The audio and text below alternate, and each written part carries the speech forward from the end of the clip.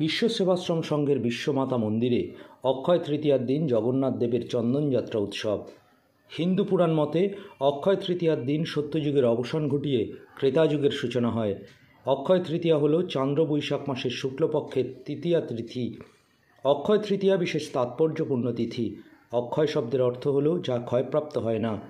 বৈদিক বিশ্বানুসারে এই পবিত্র তিথিতে কোনো শুভ কার্য সম্পন্ন হলে তা অনন্তকাল অক্ষয় হয়ে থাকে।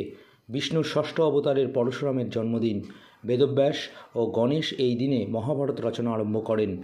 ভগবানের অঙ্গলেপন এক ধরনের ভক্তিমূলক কর্ম এবং চন্দন হল সর্বশ্রেষ্ঠ প্রলেপন। যেহেতু ভারতে বৈশাখ মাস অত্যন্ত উষ্ণ থাকে, তাই চন্দনের শীতল গুণ ভগবানের আনন্দ প্রদান করে। জগন্নাথের দুই চক্ষু ব্যতীত সর্বাঙ্গে চন্দন লেপন করা হয়ে থাকে।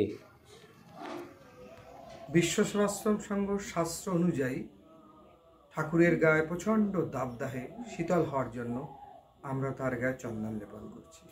আজকের দিনে সত্যযুগের অবসান ঘটিয়ে ত্রেতা যুগের শুরু হয়েছিল।